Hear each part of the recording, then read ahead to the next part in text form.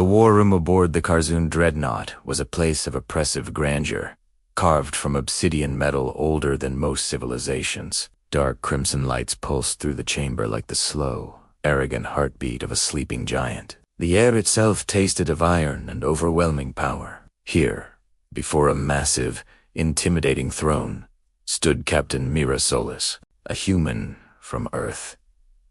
Her home planet was a chaotic crucible that forged warriors in the heart of storms, disasters, and constant turmoil. Her hands were bound behind her back with energy cuffs, but her posture was straighter, more defiant than any soldier in the entire galaxy. Across from her, Hainadov Rax Korthun towered like a monument to destruction, a reptilian warlord infamous across 8 sectors.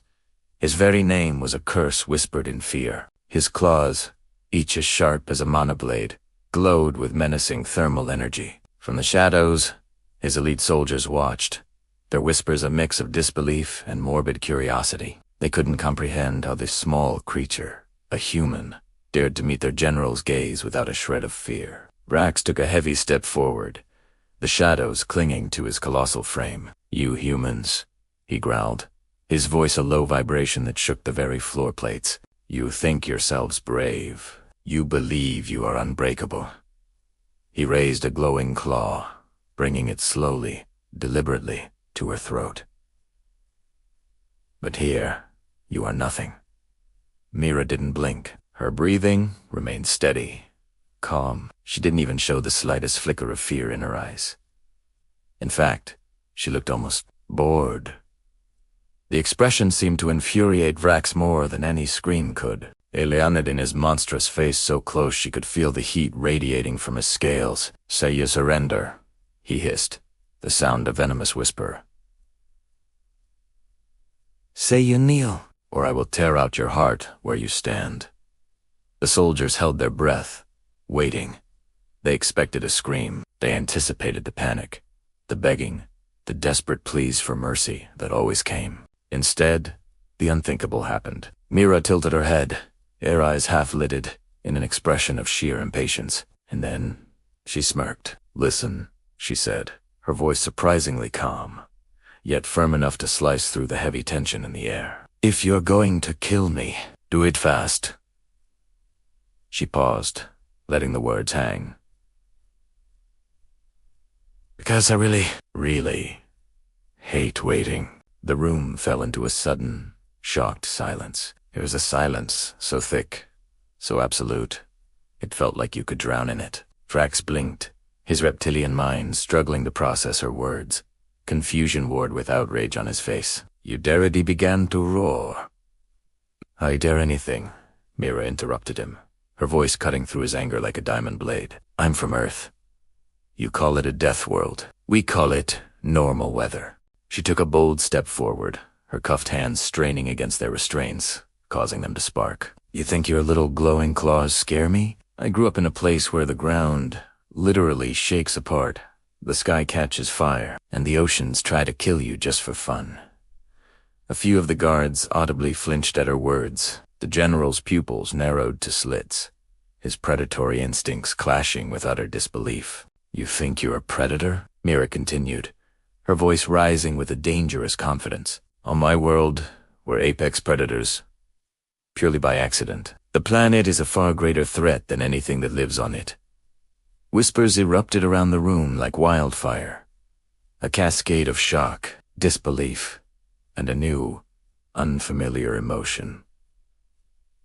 Fear. Vrax let out a guttural snarl, his fury reaching its peak. "You, insolent, little..." But before he could finish his threat, the entire ship shook with a violent, bone-jarring impact. Red alert klaxons blared to life, their piercing cries echoing through the war room. A synthetic voice boomed from the ship's internal speakers.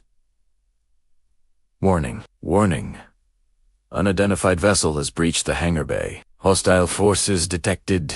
A slow, triumphant smile spread across Mira's face. "Oh, right on time."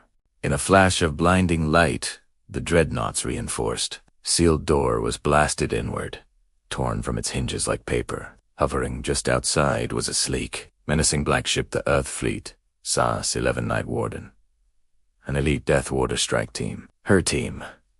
6 heavily armored human soldiers marched into the war room, their movements precise and economical. Their weapons were raised, glowing with contained energy, sweeping across the stunned alien soldiers. The team's sergeant didn't hesitate. He leveled his pulse rifle directly at Vrax's massive head. "General, step away from our captain before we are forced to rearrange your entire evolutionary line." Vrax roared in pure, primal fury and swung his massive claw, not at the soldiers, but at Mira, the source of his humiliation. But she was already in motion. With a fluid, powerful twist of her body, she snapped the energy cuffs apart as if they were made of cheap plastic. In the same motion, she caught Vrax's descending wrist mid-strike. Sparks flew across the floor as her hardened knuckles met his armored scales, locking him in place with the brutal force of her knee driven into his torso. "You really should have killed me faster," she whispered, her voice a deadly counterpoint to the chaos erupting around them. With an explosive display of strength and technique, she used his own momentum against him, flipping the reptilian giant and slamming the galaxy's most feared general flat onto his back. The impact echoed through the chamber. A collective gasp rippled through the alien soldiers as their invincible warlord lay motionless, staring blankly at the ceiling, utterly defeated by a human less than half his size. Her team let out a roaring cheer. The galaxy would never, ever forget this moment. Mira casually dusted off her hands and stepped over the stunned general's body. "Next time," she said, glancing down at his dazed form, "try to pick a fight with someone who's actually afraid of dying." Her team formed a protective circle around her, their weapons still glowing, a clear warning to anyone foolish enough to move. "Ready to go home, Captain?" the sergeant asked. Mira stretched her arms out with a casual yawn, as if she'd just finished a light workout. "Yeah. Let's get out of here before he wakes up. I absolutely hate repeating myself."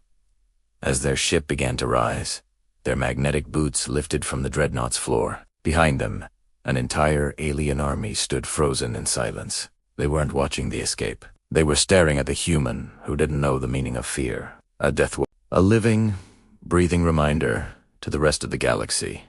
Humans Dante, to survive the impossible day. Make it look easy. Thanks for watching. If you enjoyed this story, make sure to hit that subscribe button and turn on notifications so you never miss an update. From the front lines of humanity's expansion into the galaxy, we'll see you in the next one.